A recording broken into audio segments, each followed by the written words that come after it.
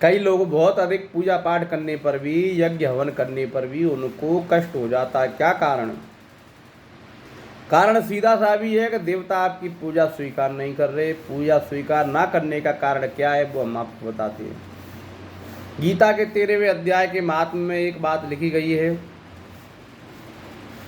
कि एक सिंह ने एक महिला का शिकार किया। तब महिला उस सिंह से पूछती है कि भाई मुझे को खा रहा है लेकिन मेरा पाप क्या है? तो उसने बोला कि वो अपने पति से ऊंची आवाज़ में बात करती थी, तरह तरह की पति से गालियां देती थी। पति के कोई मिलने वाले आते थे, उनको स्वागत ना हो जाए, उसके कोई चाय पानी ना पी जाए, इसलिए गाली गलौज करती थी वो महिला। और दूसरा, वह महिला बहुत ही व्यभिचारिणी थी, अन्य पुरुषों से गलत कार्य करती थी, जिस वजह से उसको बाद में भयंकर नरकों की यातना दिवाई गई। उसके बाल खींच खींच के उसको तरह तरह की दंड दिए गए। और वो शेर था। वो शेर कौन था? वो शेर बना वो एक ब्राह्मण था। वो ब्राह्मण क्या करता था कि जो यज्ञ का अधिकारी नहीं है उसको भी यज्ञ करा देता था। आजकल कई लोग ऐसे होते हैं जो शराब मांस मदिरा का सेवन करते हैं, भले ही अगर वो ब्राह्मण हो चाहे कोई भी हो, लेकिन जब शराब मांस मदिरा का सेवन कर रहा है तो उसको यज्ञ हवन पर नहीं बिठाना चाहिए। लेकिन आज कलयुग में ऐसा ही हो रहा है कि जो व्यभिचारी है आजकल कोई नहीं देख रहा। जितने बड़े बड़े पंडित बनने हैं, जितने भागवताचार्य बनने हैं, अगर गीता का महात्म सत्य है ना तो सब नरक में जाएंगे। नरक में क्यों जाएंगे? कि जो यज्ञ का अधिकारी नहीं है उसको भी यज्ञ करा रहे हैं, दूसरों के पैसे पर नहर रख रहे हैं, सबको अनदेखा करता जा रहे हैं। लूट मार मची हुई है इस समय, धर्म के नाम पर लूट मार मची हुई है। एक दुकान फूलमाला से लेकर बड़े बड़े यज्ञ हवनों तक में गलत कार्य हो रहा है। किसी ना किसी के दिशा निर्देश से गलत कार्य हो रहा है। सत्य का पतन हो रहा है, धीरे धीरे सत्य का पतन हो रहा है। बड़ी बड़ी कथाएं हो रही हैं, धर्म हो रहा है, लेकिन धर्म के नाम पर अधर्म बहुत ज़्यादा हो रहा है। वीआईपी प्रोटोकॉल बहुत ज़्यादा बढ़ गया है। गरीब आदमी जा रहा है तो मंदिर तक में दर्शन भगवान के नहीं कर पा रहा है, प्रोटोकॉल के चलते हुए। भक्त की काबिलियत नहीं देखी जाती है कि भक्त को कितने मंत्र आते, कितने स्त्रोत आते, कुछ नहीं। भले ही शराबी हो, कबाड़ी हो, एक नंबर का जुएबाज हो, जेब में 10,000 की गड्डी रखे हुए भगवान के मंदिर में जाएगा, पहले नंबर पर दर्शन करके आ जाएगा, क्योंकि वहाँ की व्यवस्था खराब है।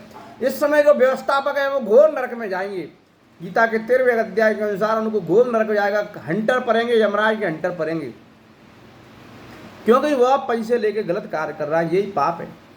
फिर वो व्यवस्थापक भले ही बहुत बड़ा पंडित हो, चाहे प्रकांड पंडित हो, चाहे कहीं का बहुत बड़ा मठ का मठाधीश हो, लेकिन उसकी जो व्यवस्था उसके द्वारा जो बनाई हुई है कि पैसे लेकर और ज्वारी शराबी कबाड़ियों को बिना कुछ पूछे हुए कि अधर्मी है कि कुछ है, और उसको पहले बार में दर्शन करा दो। और एक धर्मात्मा जो बूढ़े वृद्ध फटे कपड़े पहन के आया है, गरीब है या आस्था से आया है, 1000 किलोमीटर चल के आया है, उसको दर्शन नहीं हो पा रहे हैं इन काले नेमियों की वजह से, वो घोर नरक में जाएंगे, घोर नरक में। आज धर्म के नाम पर इस तरह गलत कार्य हो रहा है। ईमानदार आदमी को कहीं पे जगह नहीं मिल रही है, क्योंकि वातावरण चेंज हो गया है, हवा प्रदूषित चल गई है। ब्राह्मण अपने ज्ञान का उपयोग ठगने में करेंगे, लूटने में करेंगे। क्यों करेंगे? उनको भी पैसे वाला बनना है, फॉर्च्यूनर गाड़ी उनको भी लगवाना है। ऐसे केवल माला में उनको काम नहीं चलाना, सबको सोने के आभूषण चाहिए, क्योंकि इच्छाएं सबकी प्रबल हो गई हैं, इच्छा शक्ति बढ़ गई हैं। प्रभु की माया ने सबको ऐसा घिरा है कि सबको करोड़पति बनना है। बाहर की दिखावा ज़्यादा करना है, बाहर से चाहिए, परमात्मा किसी को नहीं चाहिए, लेकिन परमात्मा है हमारे पास, ये सबको दिखावा करना है। अरे पूरे ब्रह्मांड को एक ही सूर्य प्रकाशित कर देता है, इसी तरह एक ही ब्रह्म है।